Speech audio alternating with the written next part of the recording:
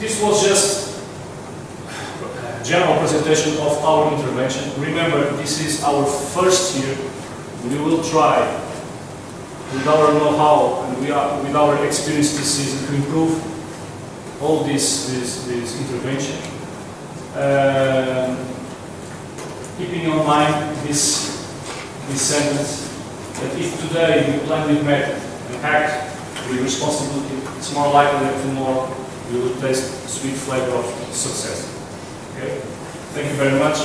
I hope you enjoyed.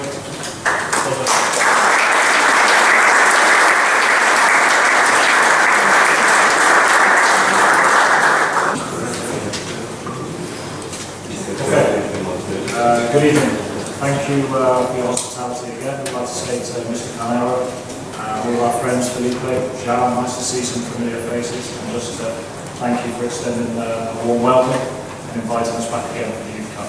It's my third season now of doing this, and every time it's one particular game that we look forward to playing each year, so thank you again for the warm welcome. We're going to obviously discuss analysis of youth football, which we feel is an important part of things that we do at Manchester City. James is the under-15, under-16 analysis. We're very fortunate that we have analysts at every age group. I'm, as it says, the under-16 league coach, and I also coordinate the ages from us to 12 and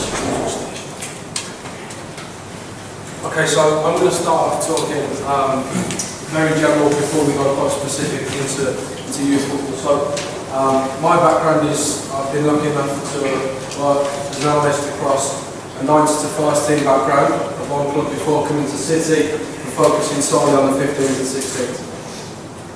So last year I was working, I started the season working at a football club with 9s to 1st team, and I was also working towards a football studies degree at university.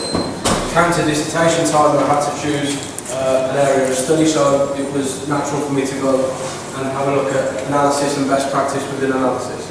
So this dissertation study hasn't been published anywhere.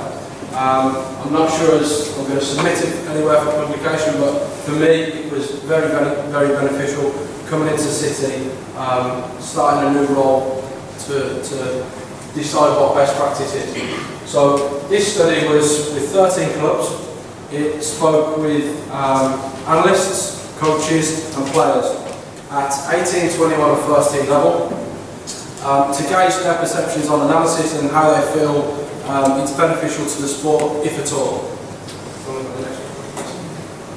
So the study was broken down into 4 sections: usefulness, reflection, learning, timing, and then perception. I decided to include that because that was within the time of the study.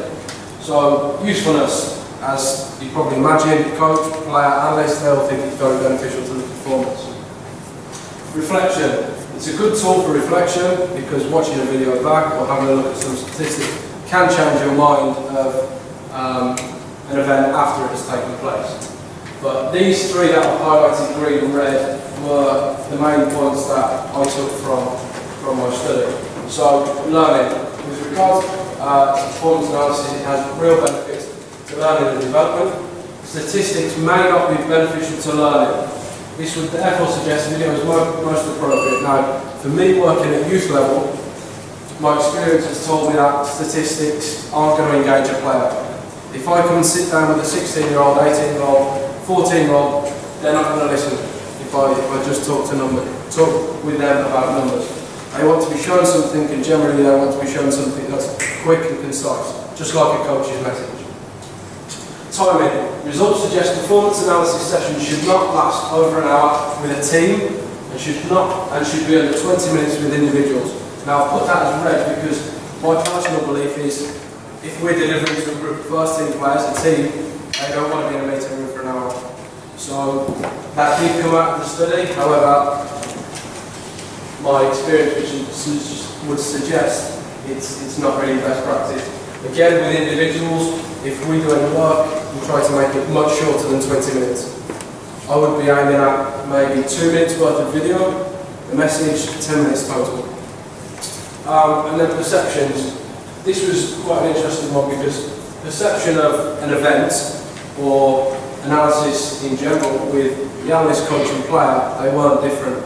So on the whole, the 39 people that took part in the study, which were all either managers or coaches at first team, 21 or 18 level, or players or analysts, they were all generally on par with their answers to questions. Next one, please, guys. So the real stuff that came out of it was analysis can be effective when planning future training sessions. Players prefer individual feedback, and I'll come on to that more specific on the next slide. Statistics can support video, however, if you're using analysis for the education of players, they don't have much value alone. They can help back up a point, reports can help back up a point, really the players want to see it. Feedback's got to be concise. Analysts alone can educate players and improve performance. Now, I think I'm very lucky and privileged to work at Manchester City because the culture there with the coaches and the analysts is very, very good, I believe. We're given responsibility by the coaches to talk to players alone, and that takes trust and respect. So when I go to the next slide, I'll talk further about that, but your analyst alone can have an impact on your players' performance. Information about roles and responsibilities, however, are best delivered by the coach. So there are some things that an analyst can educate a player about and they'll really buy in and listen. There are other things, very specific things like that, where the coach should really be delivering the message. If the player feels more comfortable that way, so does the coach. It's probably not the analyst's place to be doing that.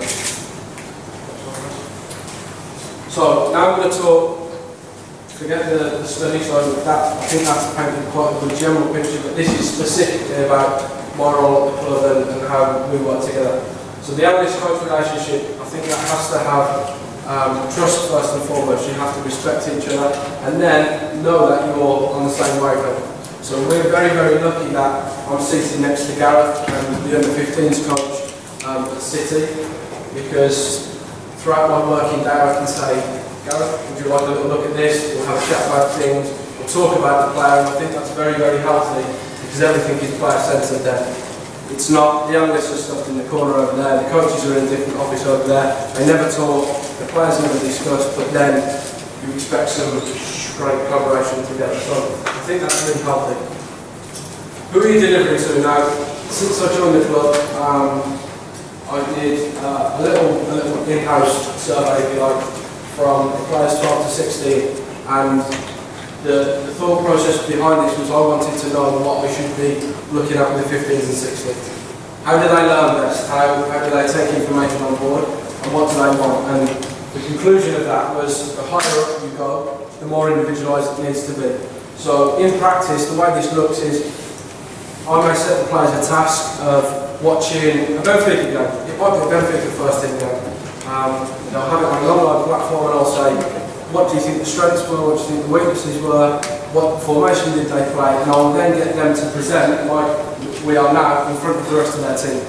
So it's very, very individualised. So of course we do our team stuff, we do our match preparation stuff, but where possible, at least once every 2 or 3 weeks we attempt to take the player out of their comfort zone and for them to individually analyse either themselves, another team, a player from our first team in their position, and that sort of stuff. The next one, game reactive or educational. I've just touched on that one. So we attempt to get 2 sessions in per week.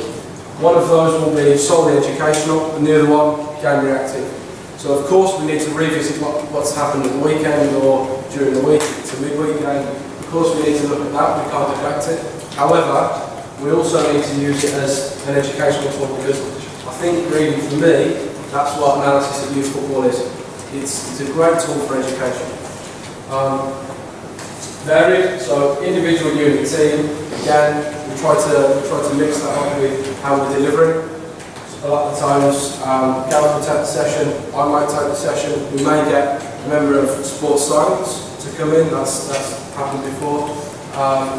We may get the lads to come and deliver as a defensive unit or as an individual, it just depends. We really try to make sure the players aren't getting bored and they're not coming in and going, like, go through analysis again, or sit here and listen to one person do the same thing every week. We try to mix it up. We try to be very different with how we deliver it, and I think the players react to that. The structure, so how we structure our sessions is generally around philosophy. So as I touched on before, we try to make them educational, but there has to be a focus to that. There's no point coming into an analysis session that is educational, however I'm focusing on defending, when Gareth has worked on forward play. There's no balance and there's no real structure to that. So we attempt to go off the game model, and I attempt as much as possible to talk to Gareth, liaise with him and decide what we're going to deliver to the players. We'll go through it, we both know what's going on, and then we both feel comfortable going into that room that should anything arise, or should I miss something, or should Gareth miss something, then we can just mind each other, and that's it. Plays it that different way. So the last point, how it works from the coach's perspective. I think Gareth is obviously the best person to talk about that, so I'll pass you over to him now.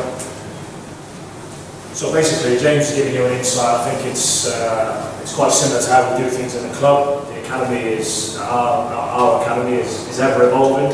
Sometimes personnel will change, but the vision stays the same. The game model, which we'll touch on shortly, and philosophy and the style of play that we have stays in place. And again, we tweak it here and there and change certain things, but we feel that analysis is a huge part of playing that for educating the younger players. James has spoken about the relationship in the office that we have, so we are working closely together. But also they come out onto the training pitches as well, and sometimes he will film with a handheld, and sometimes he will just be there to watch. And you'll see certain things and you listen to the points that we're making, which I think is really important. So I think the picture that James is trying to create, and what we are trying to say is that at Manchester City we have real alignment all the way down. And it's not just coaches and analysis and sports science. You know, we really work together well as a team. And hopefully it's very, very difficult for us as coaches in the youth setup to try and get players into our first team. It would be at another club in the Premier League, but the level keeps rising, and it's a tough job for us, but one that we relish. And success for us will be obviously getting a local player, or even a player that we brought in from overseas into our first team. Success would also be a player being successful and signing for another club, in our opinion. And like I said to you, it's getting tougher and tougher to try and achieve that now. So basically, we spoke about the game model. This was brought in about 2 or 3 years ago now. I think when Chico Begiristain came from Barcelona. We basically have a team, a methodology team, which will involve the under-18 coach, technical director, teams that are working in and around the first team to develop basically our game model. But this, I would say, is under 21s down. First team is slightly different. So in terms of that alignment, from under 21s down, we are playing the same way, with the same style, with the same formation, as much as possible. So the game model basically dictates our style of play, the way we do things, the language that we use, which is important, I think, the language that we use, especially in analysis sessions. So like James has said, that some players will be coming up to the front, where they're comfortable, and obviously taking the sessions. And within that, when we talk about players and certain numbers on a shirt, we talk about 6, 8, 10, the 9, 2, 5, you know, everybody understands the players that we're talking about. So the next slide will explain to you a little bit more about that language that we speak of. It's obviously very difficult to see, but this is a bit more on the player profiling that we have at the club. So if, for instance, a player was talking about, or even a coach is talking to a group of players about number 6, we know that for us, the way we play, number 6 is the holding midfielder. And obviously there's a huge amount of detail that goes into our profile of the number 6. The same obviously with the number 10, the same obviously with the number 8. Number 8 and number 10, just because they look like they're in the same position, the profile is completely different. Number 8 will work a lot more in the corridor of that area of the pitch, and the number 10 will obviously have more creativity offensively. The A's and the B's that you can see are quite interesting, because obviously we have defensive players who some have very good qualities on the ball and some have very good defensive qualities. Ideally we want to get one that has both. But for instance, to give you an example, a 2A will be someone who's a very attacking fullback, someone like a Dani Alves. And a 2B will probably be someone a little bit more like a Pablo Zabaleta who we have. 3A is similar again, a ball-playing centre-back. 3B will be more of a defensive-sided player. 9A, 9B, 9A will be like a Tevez or an Aguero, a player that comes off and can hurt you in behind. And a 9B will be more a target player, probably like an Edin Dzeko. So, you know, this helps us. This is not to say that we say this player, you're only a number 6. You know, we look at moving the players around the teams, but eventually when they get to the ages of 14, 15, 16, we have obviously a template that where we go, this player is going to be, if he's going to make it into our first team, he's going to be as a number 6 or a number 8. So this is quite important for us. This is the way we line up from under 21s down. Without giving too much away, but it helps us. So when the players are talking about 7 and 11, obviously there's different ingredients that go into that player. Number 7 is someone who's able to go on the outside. Number 11 is likely to be a player who's likely to cut in on the inside of the pitch. So they're all different, these types of things. But the profiling has certainly helped us. It certainly helps scouting and recruitment, because that's a huge department these days, and I think probably at academy level, that's probably the most important thing, is recruitment players. We need to get the best players. We need to be competitive with Benfica and all of the big teams. Paris Saint-Germain obviously huge, and everybody is competing for players. So the scouting and recruitment department need to know exactly what we need, and by us talking with the same language, then you know the scouting and recruitment are quite interesting because they always bring in number 10s. It's always number 10s out of tries to come in. What position? And you know what's coming, number 10. So it's everybody has number 10s, you know, and everybody wants to play as number 10. So you know, which is fine. There's no problem at all. But we have to look at it and go, right, okay, what number 10s do we have in the system? We have some good number 10s, so we can give them ratings on the players in terms of what we have already. We can feed that to scouting and recruitment and say these are the areas that we need to look at and to improve. And like I say, that language is vital. That's it. Thank you very much. I'm not sure if you have any questions or two.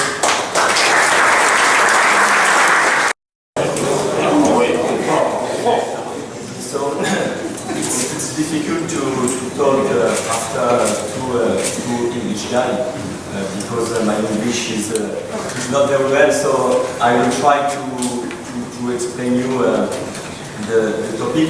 I will not speak about the video analysis because in PSG we don't use enough video.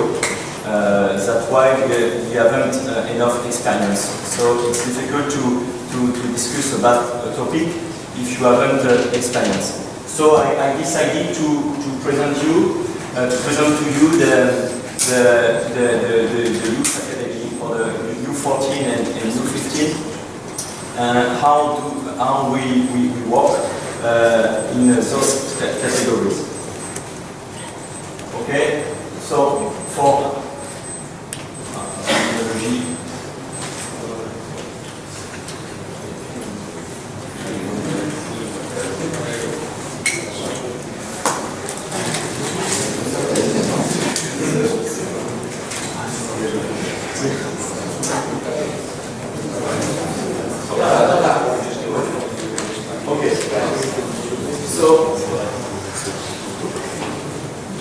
So for this presentation, we will see 4 parts. First, the geographical context, scouting talent, pre-academy training, and player development.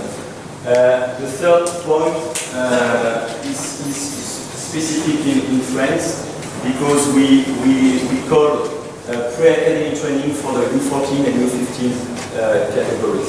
Okay, and in French we say pré-formation. Okay, so the geographical context, as you know, PSG is a French club. We are in this region. The name is Île-de-France, and this region is very, very important. And I will explain to you after the characteristic of this region. Ok? Okay? Now, I will present to you our youth organization. In France, all the professional clubs have the same organization. Okay? So, you have the football school, U7 to U13, pre-academy training, U14 to U15, and you have after the academy for the U16 to U20. Okay. Our structures. We are a young club because PSG was created in 1970. Okay, so we are very young. Now the club is very ambitious, but our structures are not good. So we must develop those structures. So in Saint-Germain-en-Laye, we have the protein training. Okay, the academy training and games, U16 to U20. In Vernon-sur-Seine, we have the pre-training academy, U13 to U15. And in Paris, we have the protein games in Parc des Princes. Okay, so we have 3 facilities. The goal of the club is to have a big center like this one, like Benfica Center. I've been many times in England. And I visited many centers, and we are late in Paris. Okay, so the Qatarians want to have a big center, and in December we will have the name of the place, and after 3 years we will have a big academy with the professional team, with the all academy team and pre-training team. Scouting for talent. Okay. Scouting context. Remember, I told you before, this region is very special. It's very special because you have in Paris and suburbs 8 counties. Okay, and a population of around 11 million. Okay? It's 1/6 of French population. Okay? And PSG now, it's the only professional club in the region. Okay? It's crazy if you compare with London or a big capital, we are only one club. Okay? So for the scouting, there is a big competition because all the French clubs are present in Paris and suburbs, and now foreign clubs like English clubs, Italian clubs, and it's now there is a big competition. Okay. Scouting team, we have for Paris and suburbs 1 full-time manager, 1 full-time scout, 3 part-time scouts, and we have the full-time manager have many contacts with affiliated clubs and other clubs. And this scouting is only for the pre-academy, U14 and U15. We have now the last season we decided to scout in all the country. So now in France we have 1 full-time manager and 15 part-time scouts, and that is for the academy U16 to U20. Okay. The generation, most remember the slide with the organization. Most of the players come from the PSG football school. The group is then completed by players recruited by Scout team, Paris region. And all the players are from the Paris region, and they are interned in the Verneuil pre-academy. Okay? Okay. Enrollment years, mostly U13, U14 and U15 in order to have a quality group entering the center, the training center, U16, but always ready to accept exceptional players. Scouting criteria. The first is the intelligence of the game. like many clubs. It's not special. Game vision, placement, and anticipation. Good skills, right and left foot. Speed, only 5 and 10 meters for those categories. And the last point is very important too, state of mind. It's very, very important for us. Structure of pre-academy.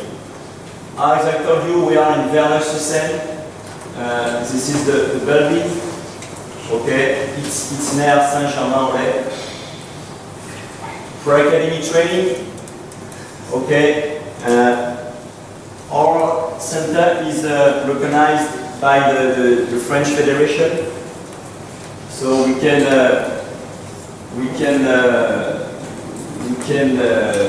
have many players. And the goal of the PSG Pro Academy is to ensure that young players get the best balance between family, studies, and football. We speak about a double project, school and football. Schooling, I explained to you, we have an academy, and all the players, U14 and U15, are in a college, a normal college, with other kids. So, but they have a good timetable to come after, to train. And after dinner, the player has to go to the classroom in order to complete their homework until 9:30. Education. This point is very important for us because before we train players, but the first goal is to train youngsters to become adults with values. It's very important for us. Respect, ethic, and many values. Respect, determination, work ethic, giving the best, and beyond, and tolerance are strong values given all the time. Sport aspect now. So in pre-academy, the work is mainly based on technique and tactics. We work physically, but the distribution is very small if you compare with the technique and tactic. Pre-academy, the categories U14 and U15 are very, very important for the player evolution. Okay, you can see the difference. For example, if you take a player from the U17 team, you can see the difference if the player was in the pre-academy or if he okay. And the last point, the pre-academy, so it's very important because this will allow him to raise his game and especially to prepare him to the demands of training in the academy. Management. We have a staff, 17 persons work with the players.